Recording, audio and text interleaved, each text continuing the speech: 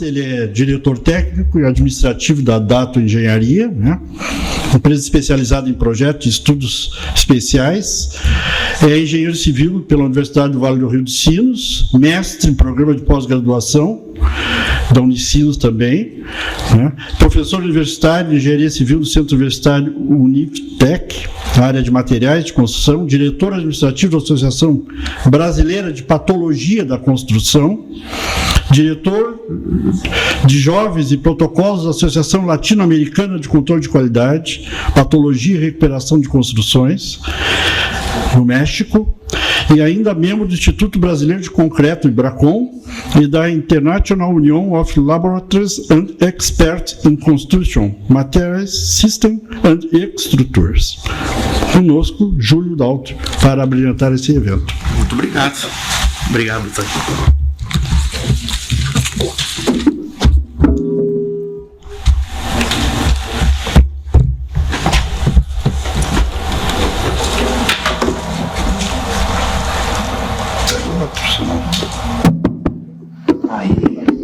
Olá pessoal, boa noite a todos, obrigado, né, pela presença de todo mundo, agradeço, né, antes de qualquer coisa aí a área, né, o CREA, a Sinduscom e todos os membros aqui oficiais da mesa, né, pela oportunidade da gente estar aqui hoje batendo esse papo.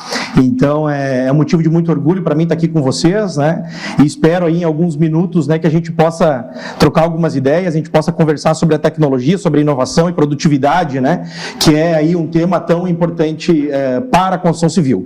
Então, agradeço, né, a Dundum, né, a Massa Dundum, né, pelo convite, poder estar aqui conversando um pouquinho com vocês sobre esse tema aí tão importante, cativante e tão interessante. Sintam-se à vontade para levantar a mão, interromper, né, o nosso tempo é relativamente curto, eu vou tentar ser bem objetivo, mas o engenheiro Leonardo, né, o nosso colega Lucas Lessa Schneider estará lá também depois na mesa da Dundum, apresentando a tecnologia e podendo tirar dúvidas, né, e detalhar melhor, né, com mais assertividade as informações técnicas, comerciais dessa tecnologia, tá bom?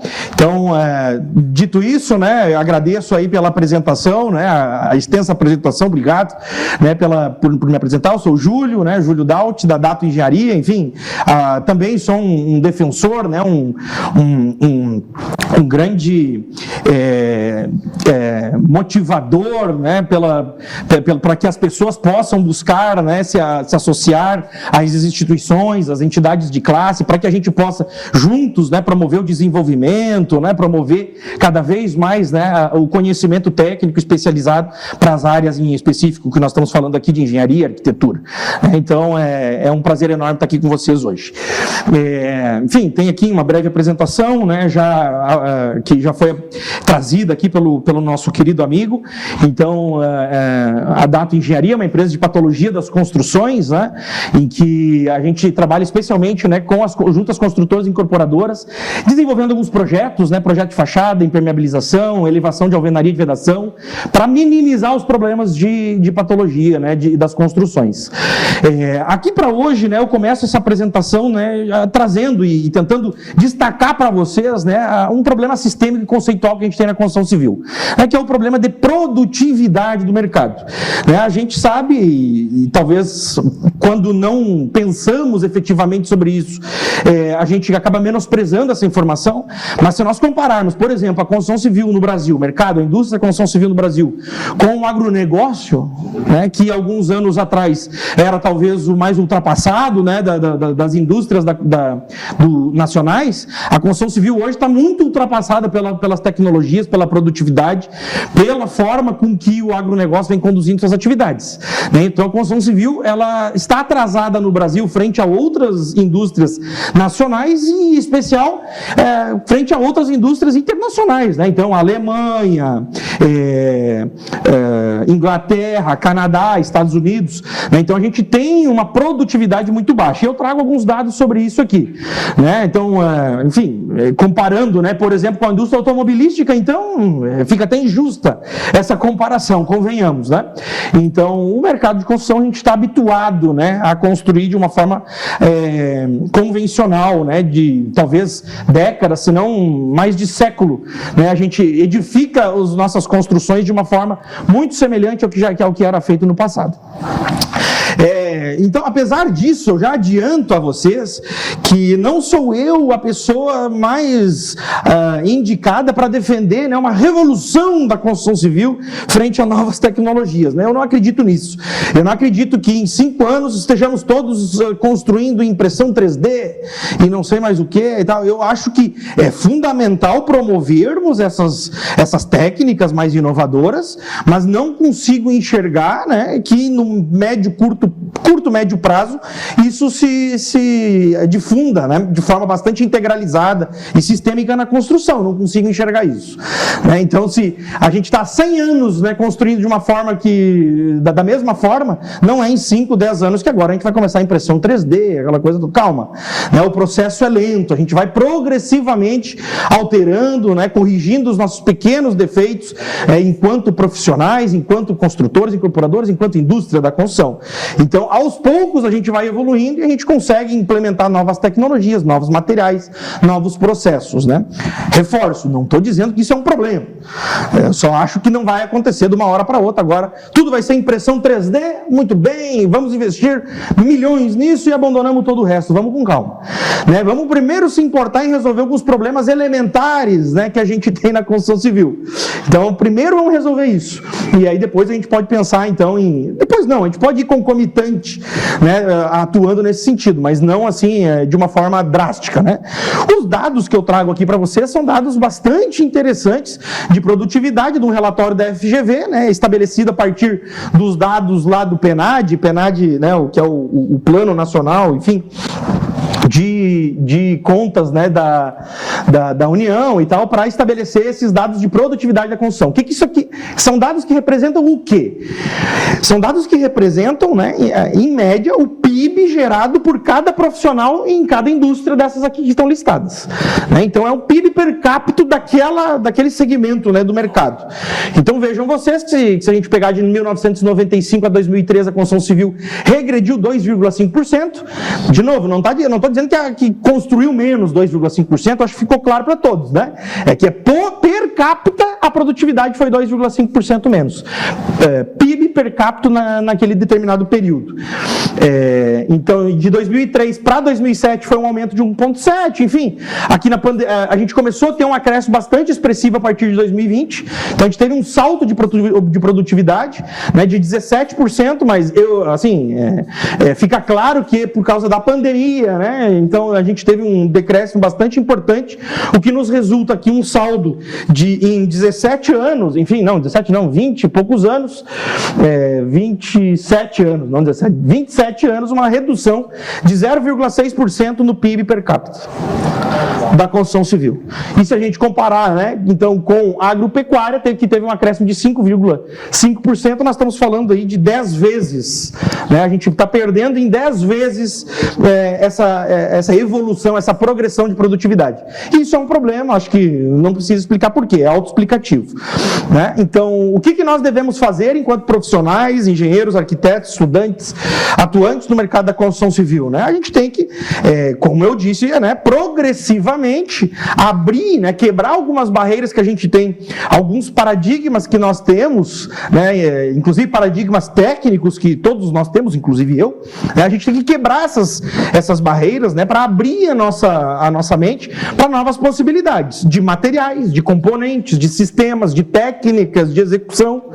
Então, tudo isso, né, é necessário para que a gente possa avançar em termos de produtividade, atender melhor, né, o déficit habitacional, o déficit de infraestrutura que existe no Brasil, apesar do Brasil, então, aí ser, né, categorizado como um país em desenvolvimento, mas o déficit habitacional ainda é extremamente elevado no Brasil, e o que dizer, né, do déficit de infraestrutura? Então, a gente precisa muito ainda de engenheiros, né? A gente precisa formar muitos engenheiros ainda no Brasil, que estejam abertos a essas novas tecnologias para que a gente possa ganhar dados. É aí que, né, a FCC, né, que é uma indústria de engenharia química de mais de 50 anos de mercado, né, lá cuja sede é lá em Campo Bom, na região do Vale dos Sinos, né, lá fica uns 40 quilômetros de Porto Alegre, né, então é uma indústria já de com bastante histórico, mas que a partir de 2009, né, se inseriu no mercado da construção civil em específico,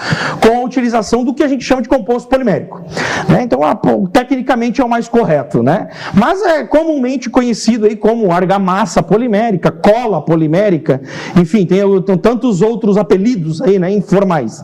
Tecnicamente a gente chama de composto polimérico, né, que é o quê? É um produto entregue pronto na obra.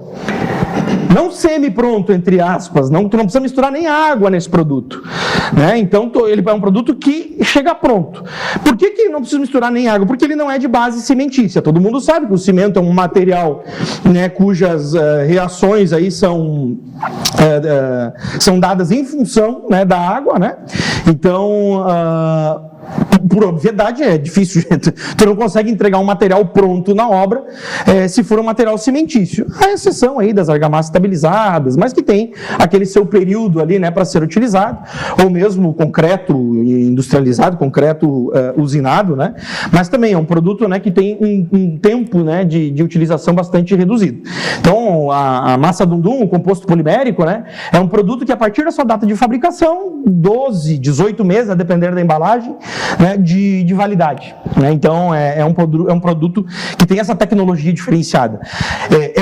É um produto de base resina acrílica de um tipo específico, que é a resina acrílica estirenada, aditivos químicos diversos, né, para manter estabilidade, enfim, antifúngicos e coisas do tipo. Carga mineral, né, que são agregados finos especiais, enfim, areias finas controladas, né, outras cargas minerais controladas, e água, né? Então é um produto relativamente simples, né, de se estabelecer, mas complexo, né, de se desenvolver, né, em termos de química dos materiais, né? Então não é um produto simples, porque o proporcionamento entre os diversos materiais que ali constam é um processo complicado. Então a gente sabe que para desenvolver um concreto já é um processo complexo, né? Porque tem N variáveis envolvidas e cujas devem ser contempladas no desenvolvimento do material. Imagina esse aqui, não é diferente, né? Então a gente, para desenvolver essa tecnologia, né, foram alguns anos, né, de desenvolvimento lá por meio da empresa da FCC, né, que é a fabricante desse material, que é a Dundum. Já é um material utilizado no Brasil, como eu disse, desde 2009, né, foi um produto trazido pela FCC, né, para a alvenaria de vedação. Esse já é o primeiro aspecto técnico importante que a gente tem que salientar. Não é um material hoje aprovado, viabilizado por meio de normas técnicas, por meio de testes técnicos científicos adequados ou assertivos para a alvenaria estrutural. Então, isso ainda não pode utilizar, tá? Então, a gente, assim, eu tenho acesso aos dados técnicos, né, do que a Dundum vem fazendo, que a FCC vem trabalhando, e a gente sabe que funciona, né? Então, inclusive, existe, né, um grupo de trabalho dentro do Comitê de Revisão da Norma de Alvenaria Estrutural, a 16868, que está estudando, né, alvenaria estrutural conjunta fina. Isso não é novidade, né? É novidade talvez para o Brasil, mas existe já na Austrália, existe no Canadá, enfim, existe em outros países, na Europa também, né? É muito utilizado, tem uma empresa muito grande na Bélgica que faz sistemas de alvenaria estrutural com junta fina, né? Com um material aderente, um material colante entre camadas. Promove, né, por meio de toda essa abordagem, esse conceito de tecnologia, promove a industrialização do canteiro de obras, aumentando a sua produtividade. Então, os dados indicam que, em média, 70% a 80% de ganho de produtividade uma equipe de operação, né, de execução de alvenaria de vedação pode ter ao empregar, né, a tecnologia do composto polimérico. Então, se a equipe estava acostumada a utilizar, a construir 20 metros quadrados em um dia, né, pelo método convencional, ela vai atingir aí, em média, 35 metros quadrados de produção nesse mesmo dia, com essa mesma equipe. E mais ainda, na verdade, é uma equipe fracionada, porque vamos dizer que seja o operacional, o pedreiro, e mais um auxiliar. Esse auxiliar não precisa ficar durante toda a jornada de trabalho acompanhando aquele profissional. Ele pode ser rotativo, né? Então tu pode utilizar ele para mais de um profissional. Então tu tem uma redução, inclusive, de custos por meio desse processo. Tanto de material contra material, se tu comparar, por exemplo, com a argamassa estabilizada, é mais barato. É óbvio que 1 quilo desse material é muito mais caro do que 1 quilo de argamassa estabilizada, mas como o consumo é muito menor por metro quadrado construído, o custo se dilui e o custo é até mais baixo, já de material para material. O engenheiro Leonardo, né, é o responsável aqui técnico e comercial da região, né, Balneário Camboriú região, da Massa Dundum, e tem todos esses dados para passar para vocês. Além de, claro, por obviedade, reduzir custo de mão de obra, né, por obviedade. Além de tudo isso, ainda, né, cada vez mais importante, né, o composto polimérico, em especial os dados gerados aqui pela Massa Dundum, é uma tecnologia, né, que promove, traz embarcado na tecnologia a sustentabilidade. Né? Então, por quê? Porque é um produto que, quando comparado com a argamassa convencional, ainda não considerando, vejam, energia elétrica de utilização de cremalheira, betoneira, esses custos indiretos ainda nem estão sendo considerados. Tá? Custos não, mas consumos energéticos, né, complementares ou secundários ainda não são considerados. Mas por meio desse estudo desenvolvido por uma consultoria independente, né, a 3BL, vê-se que o consumo de água na produção da Massa Dundum é 21 vezes menor que a argamassa cimentícia por metro quadrado construído de alvenaria. O potencial de aquecimento global 10 vezes menor, e a depleção, né, ou a destruição, a desagregação, né, enfim, da camada de ozônio é 15 vezes menor quando comparado com a argamassa cimentícia. Isso aqui existe um documento, existe um relatório disponível para os interessados. Hoje, né, então, aproximadamente 22 milhões de metros quadrados construídos da Massa Dundum. Né? Então, esse é o histórico de obras que a Massa Dundum tem. Eu sei que existe aí até um material bacana, né, que mostra algumas obras, enfim, que já foram trabalhados, que já utilizaram essa tecnologia, até como referência para quem quer entender não só por parte do fabricante ou aqui por parte do consultor, né, quer entender também por parte do cliente como é que é utilizar essa tecnologia. Então, a equipe comercial aí da Massa Dundum viabiliza esses contatos. Mas é óbvio que, como qualquer tecnologia, existe uma importância bastante grande das normas técnicas, né? Até 2017 não existia norma técnica para essa tecnologia no Brasil. Isso não significa que não pode ser utilizado. Né? Pasmem vocês, não existe norma técnica do Brasil para chapisco. Então nem vamos parar de usar chapisco, porque não tem norma técnica para chapisco. Não tem. Qual é a norma técnica de projeto e execução de contrapiso? Né? Então, assim, às vezes as pessoas, não, mas qual é a norma? Às vezes não tem norma, não significa que o produto é ruim, que não pode ser utilizado. Essa é uma coisa importante.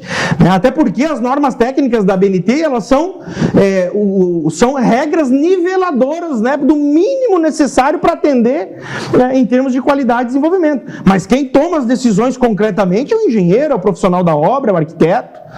É esse profissional que conduz, que projeta e executa, né? Ou pelo menos gerencia, conduz tecnicamente essa execução. Então as normas técnicas, elas são o mínimo necessário. Quando existe norma técnica, né? Quando não existe, tem que buscar outras alternativas para estudar essa tecnologia, seja ela qual for.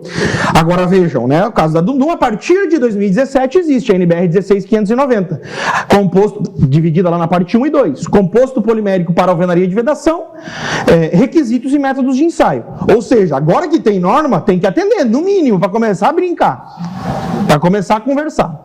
Né? Então, legal. A massa então, tem todo um processo, né? Eu não vou avançar nisso pelo andar do tempo, mas tem todo um requisito, tem todo um acompanhamento da Associação Brasileira de Normas Técnicas, a ABNT, que não é só uma entidade que gera normas, né? Mas é também certificadora. Então, a Massa Dundum, dentre os compostos poliméricos do mercado, é o único que possui o selinho lá de atendimento, né, de certificação da ABNT. Isso é importante porque garante, né, uma qualidade, uma repetibilidade de produção e, por consequência, de fornecimento desse material no canteiro de obras. Ainda, né, a norma, lá no seu preâmbulo, né, indica que, como qualquer material constituinte de um determinado sistema, esse sistema tem que atender a norma de desempenho, a NBR 15175, de 2013, atualizada em 2021. Então, é a norma de desempenho dos sistemas construtivos, né? Então, na parte 4 da norma de desempenho é o sistema de vedação vertical interno e externo, se enquadra, portanto, o produto, a massa Dum-Dum. Eu não posso dizer que a massa Dum-Dum atende à norma de desempenho. O que eu posso dizer é que os sistemas construídos com a massa Dum-Dum atendem à norma de desempenho, né? Então, isso funciona, isso se aplica para qualquer material. E assim o né? Então a massa Dum-Dum, eu vou apresentar aqui, ó, a massa Dum-Dum atende, né, para todos os requisitos, para todos os requisitos da parte 4 da norma de desempenho, que se enquadram então a resistência mecânica do sistema de alvenaria, a estanqueidade, né, o desempenho acústico e a resistência ao fogo. Então todos esses requisitos, né, são contemplados por ensaios desenvolvidos em instituições independentes. É o caso, né, da massa Dum-Dum, que para 4 tipos de paredes, né, 4 tipos de blocos de vedação diferentes. Por quê? Porque é o sistema que está sendo testado, não é o produto. Então depende, inclusive, do tipo de bloco, do tipo de revestimento, né, de todo o sistema constituído. Mas a massa Dum-Dum, né, em diferentes 4 tipos de bloco, para condições gerais lá testadas, atende, então, né, satisfatoriamente todos os requisitos, inclusive em alguns desempenho superior do sistema, né? Porque a norma, sabemos, né, tem lá a classificação mínima, intermediária e superior. Agora, uma outra questão ainda bastante técnica e importante, né, para ser salientada, é talvez a maior, né, como eu disse, o primeiro grande ponto que eu trouxe aqui técnico para vocês era a questão que não pode ser utilizada em alvenaria estrutural. Agora, a segunda grande discussão para a gente trazer aqui hoje era o que diz respeito à deformabilidade do sistema, né? Então, a maioria das pessoas trazem, né, essa dúvida, esse questionamento. Mas a parede com a massa Dum-Dum não fica mais rígida? E se ficar mais rígida, será que não vai mais gerar mais fissuração, etc, etc? Né? Então, essa é a grande questão. Então, vamos lá, vamos testar, né? Junto lá com uma aluna da universidade lá da Unicinos, né, que era a Bruna Torres, a gente desenvolveu alguns ensaios, né, junto do professor Bernardo Tutiquian, né, Roberto Christi, lá, o coordenador do ITT Performance no Rio Grande do Sul. A gente desenvolveu o quê? Um ensaio para medir o módulo de elasticidade da parede como um todo, cuja metodologia, inclusive, está prevista na norma de alvenaria estrutural. A gente só roubou emprestada lá a metodologia para testar, né, a parede. E está lá, né, os dados indicam que a parede construída com a massa Dum-Dum, ela apresenta primeiro um trecho elástico que tem um módulo de elasticidade bastante inferior com a alvenaria convencional, que é a linha azul. A linha azul lá é a parede 2 argamassa cimentícia.